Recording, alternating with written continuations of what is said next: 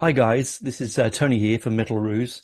You're about to sit down and enjoy an interview I just did um, over there, and so do like and subscribe so you can get all this straight into your streaming and into your consciousness as soon as it arrives. So enjoy the interview, and oh, I will. Over to you, Tony. Well, thanks, Stevie, from Buckcherry, coming on and having a chat with us. It's lovely to meet you. Big Yeah, fan. nice to meet you. Pleasure to be here. Yeah. New album's coming out 13th of The June, right? 13th of June, be available worldwide, and several of our songs are already on the internet.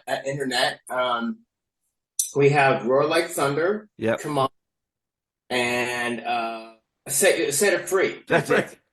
Yeah, so three singles from the album, right? And Right. I got the album a few days ago to listen to, and it's a cracker. Yeah. Yeah, Glad you like it. loved it. I mean, it's a follow-on from Volume 10 Yeah. uh, was this is just yeah special. Yeah. I mean, we took a slightly different approach to this one. Volume 10 was more of a production that was big and layered and lots of room reverbs and bigger halls and layered guitars with a lot, lots of gain and Mm. more akin to an 80s production like Mm. Bob Rock and Mutt Lang. And this one, we were without consciously going for this, but we had cleaner guitar tones, more let's say like AC/DC, where they cut more, and there's just a right and a left. Yeah, There's and then there's Billy. yeah, So yeah, yeah. yeah, Filthy, dirty rock and roll. That's how we like it, right? that's what it is. Down, That's it. Straight into the stacks. Off you go, right? yeah, yeah. Plug it and go. So I think, yeah, yeah, and I think that's what the audience. I think that's what I liked about it. I loved Volume 10. Don't get me wrong. I loved that big open space that you had in the sound. But yeah. there's sort of like this feels like I'm in a club with you, like in a Yeah. 50 people club, you know? It's I don't know if intimate's the word, but it's definitely a more focused production that's more present, you Mm. know. Um and it's gonna sound like us anyway, no matter what we do, because Josh is singing. You Of know, that, course. Yes. that that's our signature sound right there. Yeah. So And was it Friedrich, I can't say his name, Friedrichsen produced it, didn't he? Artie Fredrickson. That's it, Friedrichsen. So I apologize to him. I couldn't say it. Yeah, the basic that's where our writing process starts. He is a producer. His son engineers, Mm.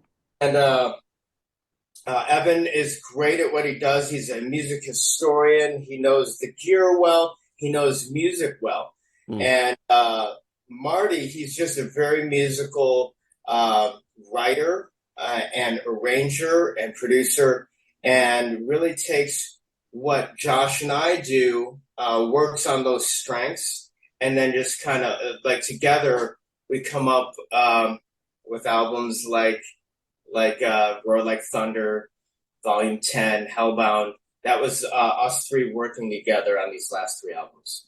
Yeah, and it feels that way. It feels like it sounds tight in an open kind of way, you know, like it's loose but it's tight. Yeah. Um, I mean, this must be a really interesting album for you to go and tour because it'd be great for live. Yeah, already we were opening with Roar Like Thunder, and that goes into Lit Up. Mm. And then at some point in the set, we play Come On. And songs like Come On, they're just sing-alongs, like the whole is chanting, Come On, Yeah, So, yeah. um, it's been a really great experience. Like when you get ready to release an album that you've been working hard on for, I said hard on, that uh, on for a while, uh, when it comes time to bring it to the public, it's always kind of a nervous event for me and to see the crowd react so well is always a relief, you know. Yeah, I think that must be. I mean, as I said, as being a creator, it must be difficult to let that baby go into the world and go, right now. We've spent all this time and our energy and our mental Yeah. thoughts and our soul. Now you go and enjoy it. And now people are interpreting it their own way. It's out in the world, you Yeah, know, and so far the reaction, like already, Roar Like Thunder has debuted bigger than any single that we've had in the last 5, 7 years. So really. yeah, Wow. we're happy about that, and if that's kind of a sign of what's to come, that's great. I think you might have hit the zeitgeist there, man, Stevie, because people just want to sing along. People just want, don't They get me do, wrong, there's complication in music, wonderful, but it's just like, just want to let yeah. go. I think that's what Buckcherry is about. That's why they come to see Buckcherry. It's Mm. not that we're making any kind of social political statement, or we're not changing the world. We're not reinventing the wheel. We're there for the people that work all week and have a lot going on in their lives, and then they buy a ticket because they know that we're coming to town, and that's going to be the night that they get to let loose and be who they are and have fun. And if they meet a girl in the process or a guy in the process and have a couple too many cocktails, then that's part of the whole experience of seeing Buckcherry. I love it. I mean, that's the kind of thing that makes me feel like I'm 16 again, man. Yeah, I feel young. Because I've seen you a few times when you've been around the world, yeah. and you go and see you. It does this release of energy, like you said. You just For us, have party basically. Yeah. for us too, it's when we're checking mixes, I'll put it in the car, and I just have that. I have that road trip, that release that like I'm drive. Maybe I'm driving a little too fast. Maybe I'm making a few bad decisions. Like Mm. it's a way to like let it all go. Isn't it fantastic? You can then step away from the studio and listen to it like someone else would listen to it. Yeah, Um, yeah. it's not easy. Usually when I'm listening, it's for work purposes, educational purposes. I'm A&Ring our own stuff, and but then I also have to just check, um, like how does it make me feel? Like I try and get into a space where I this is something I haven't heard before, and I'm listening to it for the first time. You know, Yeah. Wow. that's the telltale. Like, did we do what we set out to do? And I think we did it with this album. So I think we do it with all our You albums. But do. You do it with all your albums. Let's be honest. They're all fantastic. yeah, I mean, it's your 11th studio album. I mean, you should know what you're doing by now, I'd say. yeah, yeah. I hope so. Like we built a career on a certain feel, on a certain vibe. And we don't stray too far from that recipe. You know. But why should you? If it gives you joy and it gives your fans joy, like us, Yeah. and it gives you a reason to still do it, then Yeah. why would you change? Exactly. Right. Yeah. Why tweak something that works? I mean, like, look, I know there's a lot of bands out there, a lot of music acts that write for different purposes, different reasons, making a statement, changing the world, changing something that's going on in their environment or world. We're not that No, bad. no, but that's great though, Stevie, because if you want that, it's over there. Go and grab it. You can get it whenever you want it. But there's a Yeah. point when rock and roll is 70 years old now, Yeah. and rock and roll wasn't about that. It's the spirit of Yeah. rebellion and fun. Yeah. Yeah. Yeah. And there's a Exactly. point, and it's a point where you want to plug Buckcherry in and Yeah. go, yeah, man, put my leather jacket on. Let's put my, go and have some fun. Like, you don't want to have to always just think about things. Yeah. And same, like when you're playing it too, like we're not one of those bands that we're dirty rockers, you know. And Yes. there's a lot of bands out there that, or I should say, there's a lot of maybe I should call them influencers that are Mm, they took a different route than we did. They're more technical. They're feeling their music more in this space and making it interesting that way and broadcasting from somewhere in their home, mm. but we're the guys that were from a different generation that plays live, and we go out to different places and share our music, And that's right, energy. Yeah, I mean, you can't get that from a bedroom mixing. You've got to. It's live is where it comes from. And Yeah, you would have cut your teeth live. You wouldn't just wake up one morning and go to a studio. You would have spent years yeah, playing yeah, live, getting the feel of the instruments, getting to understand the audience, knowing what you're good at, and it comes yeah. across to here. And Um, it's cool that you bring that up. Like a lot of times when we're in the studio, we'll cut a song, and then as we play it, and then we'll take it out into the world. And as you play it, it grows into this different kind of monster. Um, but that's what we're trying to do with this last album is uh, play it like and record it as if we've been doing this song for a while. So it just feels uh, it just has a different vibe, a different feel to it, like that moves more. yeah, But yeah, there's that dirty, low-slung guitar feel. That Gibson, uh, bourbon and Gibson feel, right? guitars has been sitting, you know. So Yeah. yeah, Because I mean, your influences wise, I mean, I listen to your music. I hear all sorts of influences in your music. I'm sure that you have yeah, many, many of them. But whenever I listen to Buckcherry, I often hear some of those '70s bands that I adored as a young man. I hear Thin Lizzy. yeah, I hear T-Rex. I mean, I know all that sort of stuff. yeah, Mixed with that American culture that you have, so beautiful culture that you have, sort yeah, of adding it to that kind of wildness. yeah. And I mean, and there's a lot in the Buckcherry DNA. mm, Uh, I mean, obviously, there's a common thread through that DNA that we all share. That we all share, like from the first band and the first album, and it carries through the next 10 albums. And as different members came in, they share that DNA as well. Like, let's say Billy, for example, he was a big Aerosmith fan. He's a big AC/DC fan. It's not a big secret that AC/DC and Aerosmith are a big part of our DNA. yeah, exactly.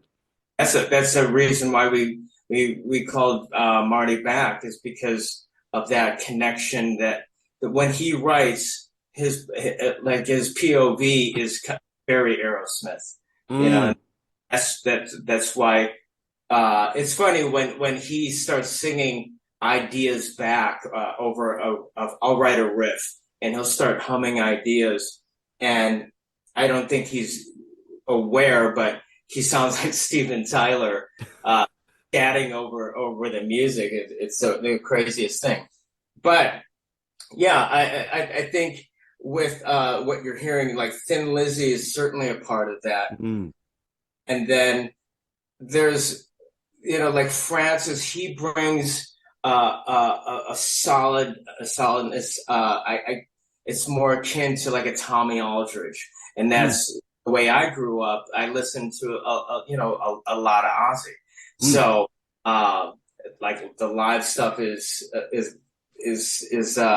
really been ingrained in me. So when he writes parts for songs, that's kind of the reason why we brought some of these guys in, is because of their musical history. Yeah, and you feel it on the album, man.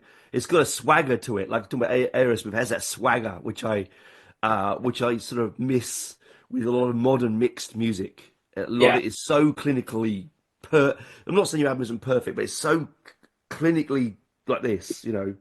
I think that well, at least in American radio, there's it's really ruled by active rock now, Mm. where I think we lean more towards rock and roll. And Yes. like the way Keith Richards put it is a lot of bands know how to rock, but most of them have forgotten how to roll. Oh, I love that. That's a great quote. Yeah, so I stole that, and that's we try and bring that in the studio. Aerosmith is another one that remembered how to roll, you Yeah. know, and it's really a shame that they're hanging it up for now. I know that Steven has been playing for small, scattered shows here and there for his charity. Mm. Yeah, we'll see. Well, see, I saw Aerosmith back in the early 90s. I mean, probably 89, 90, whatever. And I've never seen a man with that much stage presence, man. He was doing backflips. He was just incredible live. Quintessential rock star, Steven Tyler. Oh God, yes. Yeah. He's one of my favorites of all time, frontman. Uh, the older he got, I feel like the better he got.